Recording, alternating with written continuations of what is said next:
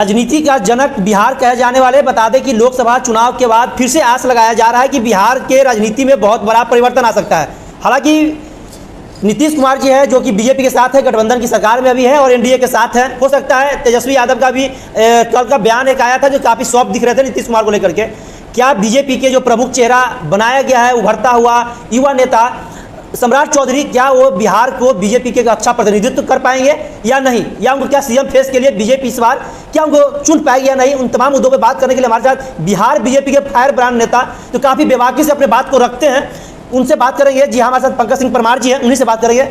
क्या कुछ लग रहा है सर, साफ तौर पे हमारा अगर घुमा के नहीं पूछे, सम्राट चौधरी को क्या जो पद दिया गया है, बीजेपी जो समझ के अध्यक्ष बनाया गया था, क्या वो सफल रहे या नहीं? पहले तो आप बोले कि नीतीश को बीजेपी लाए जी, बीजेपी लाए, गठबंधन में लाया गया। नीतीश को हम क्यों लाएंगे जी? माननीय विकास पुरुष को, नीतीश जी को हम क्यों लाएंगे जी? अरे ये तो सबसे बड़ा गंदा बयान है जी। नीतीश जी को बीजेपी क्यों लाएगी? वो तो खुद विकास पुरुष है भाई जी। वो तो खुद विकास पुरुष हैं, है ना, और खुद छोड़ के गए भी थे बेचारे। अब वहाँ गए तो उनको रूम में मारा गया, मेंटली टॉर्चर किया गया। वो तेजस्वी, क्योंकि तेजस्वी उसके सामने जन्म लिए थे, तेजस्वी का जन्म नीतीश जी के सामने हुआ था और वो तेजस्वी डिक्टेटरशिप करता था उनके साथ कि ऐसे करिए वैसे करिए, यहाँ जाइए वहाँ जाइए। किसी को बर्दाश्त नहीं होगा जो हमारे सामने जन्म लेगा और हमको आदेश देगा कि आप ऐसे करिए वैसे करिए, तो खुद हमको भी नहीं अच्छा लगेगा, हमको भी नहीं अच्छा लगेगा। तो मेंटली टॉर्चर हो चुके बहुत ज़्यादा। और इसके अलावा और क्या किया वो लोग, लालू एंड फैमिली, वो तो पर्दा के बाहर नीतीश जी नहीं लाए उसको, है ना। नीतीश जी खुद भागे, नीतीश जी खुद भागे। उनके ही एक करीबी, बहुत करीबी आदमी जो लालू जी से मिल गए थे और अंदर अंदर वो नीतीश का मतलब समझिए कि एकदम बर्बादी के कगार पर पहुंचाने वाले थे। उससे पहले नीतीश को कुछ मुखर लोग से कुछ अनुभव हुआ और ऐसा भागे कि वो तो बीजेपी कुछ दिन मौका दे दी उनको, 2 दिन सोचने का। खुद विकास पुरुष है वो नीतीश जी। जो भी डेवलपमेंट हुआ पहले शुरुआत में, जो रोड जो बनी, वो सब नीतीश जी का दिन है, लालू एंड फैमिली का दिन नहीं है। लालू एंड फैमिली का काम केवल हंसाना है, बस केवल हंसाना। जोकर, उनको आप रिस्पेक्टेड जोकर बोल सकते हैं आप। लालू एंड राजद सुप्रीमो के ऊपर अभी सब बात करें, जोकर रिस्पेक्टेड जोकर। सर्कस में रिस्पेक्टेड जोकर नहीं रहता बेचारा, लेकिन ये लोग रिस्पेक्टेड जोकर हैं। जितना लालू एंड फैमिली जितना पब्लिक को हंसा सकते हैं, जो जानते हैं पब्लिक हंसना चाहती है, पब्लिक को जितना हंसाना है, बेवकूफ़ बनाना तो उनका तो खैर ब्लड में है ना। तो नीतीश जी खुद भागे बीजेपी में आए, खुद आए, उनको बुलाया नहीं गया, उनको बुलाया नहीं गया। एक सवाल और, आप जाति समीकरण की बात किए, ये सवाल अहम है कि सम्राट चौधरी जी प्रमुख चेहरा बनाया गया, क्या वो सफल रहे या नहीं रहे लघु समीकरण को लेकर के? जाति समीकरण बीजेपी में नहीं चलती है।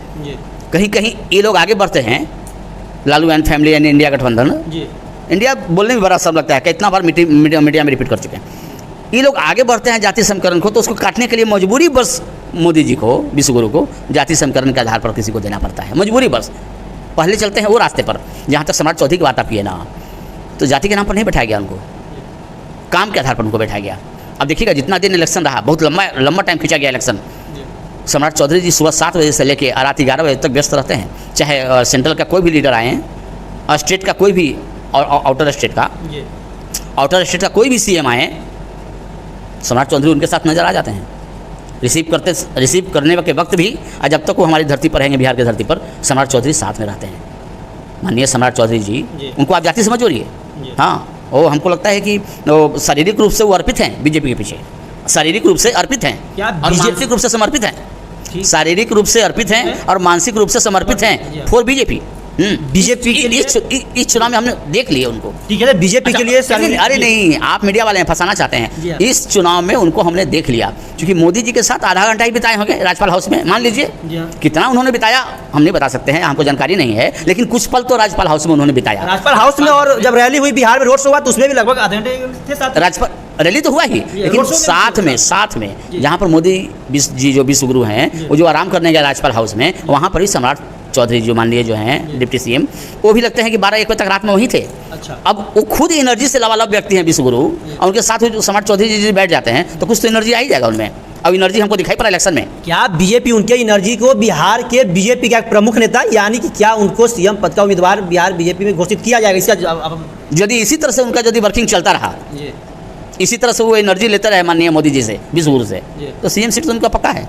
सीएम सीट उनका पक्का है। बिहार का एक इतिहास और रहा है कि जो उप मुख्यमंत्री बन जाते हैं बीजेपी के तरफ से देखा जाता है, वो फिर सीएम नहीं बन पाते हैं। नहीं, इनका एनर्जी इस तरह का बता रहा है, इनका एनर्जी, काम करने का तरीका, सबको खुश रखने का तरीका ये जो सीखे हैं विश्वगुरु से, तो विश्व लगता है कुछ न कुछ गिफ्ट इनको मिलेगा। फिर बिहार के बीजेपी के जो भी वरिष्ठ नेता है, क्या उनके अंदर एक अंदर से नाराजगी नहीं हो जाएगी कि वो इनका उम्र कम है और कई लोग बहुत वरिष्ठ नेता हैं, उनको सीएम पद ना मिल करके इनको मिलेगा? नाराजगी नहीं?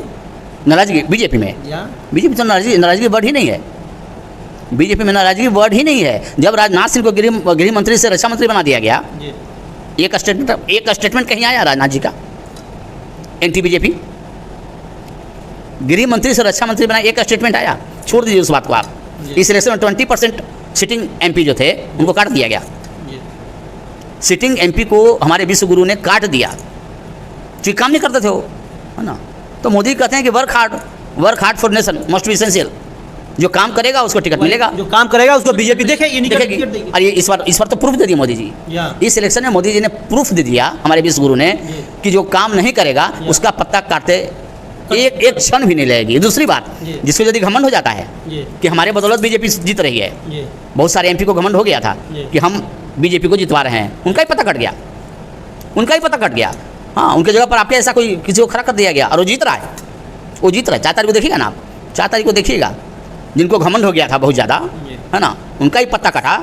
और एक जैसे उसमें ये भी आ गई, जो आर्टिस्ट हैं, क्या नाम है, जो लेडी आर्टिस्ट हैं, हिमाचल से लड़ रही है, कंगना रनौत। मतलब कंगना रनौत, एक हमने नाम दे दिया आपको। ऐसे कितना न्यू फिगर है बीजेपी में इस बार, तो ओल्ड फिगर हटाए गए होंगे। अब क्यों हटाए गए होंगे तो आप समझ लीजिए। आप एसी में बैठे से काम नहीं चलेगा।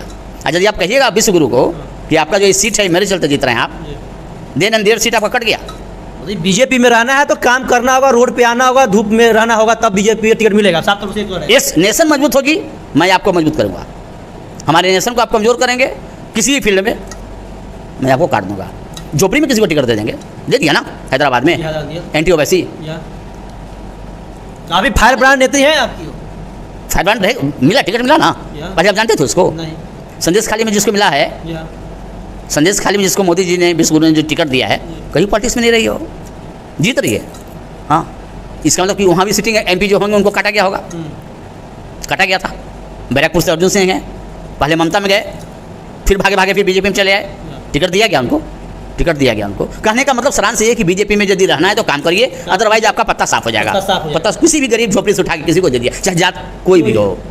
आप ये कह रहे हैं कि बीजेपी में जात पात नहीं चलता है। यदि कहीं चला भी है तो आगे बढ़े हैं इंडिया गठबंधन के नेता लोग, उसको काटने के लिए मोदी जी या विश्वगुरु जी जो हमारे हैं विश्वगुरु, उनकी मजबूरी हो गई थी कि थोड़ा सा यहाँ जात पात की राजनीति थोड़ा सा कर देते हैं, क्योंकि उनको तो सीट लाना है ना, 400 पार जाना है उनको। और 400 पार जाने के बाद जब कुर्सी पर बैठेंगे, उसके बाद उनका ओरिजिनल फॉर्म देखिएगा, कहाँ गया जात पात, सब खत्म।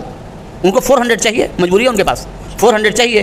रोहिंग्या मुसलमान को फ्लाइट से बाहर भेजना है उनको, है ना। और भी बहुत सारा बिल लाना है। जो भी नेता लोग जो माइक पर जो इलेक्शन कैंपेन करते हैं, जो दिमाग में आया वो बोल देते हैं, एक बिल आएगा कि यदि आप इलेक्शन कैंपेन में ऐसे भी यदि माइक पर आप बोलते हैं पब्लिकली, तो उसका टेस्ट होगा कि आपने डाटा सही तो दिया कि नहीं, एग्जैक्ट डाटा दिया कि नहीं। यदि आप गलत बोल रहे हैं, भ्रमित कर रहे हैं हमारी जनता को, तो सजा मिलेगा। इस इलेक्शन तक लोग मजा मार लें, अगले इलेक्शन में तो क्या मुद्दा होगा गॉड नोज, लेकिन बोलना है सच मैक पर।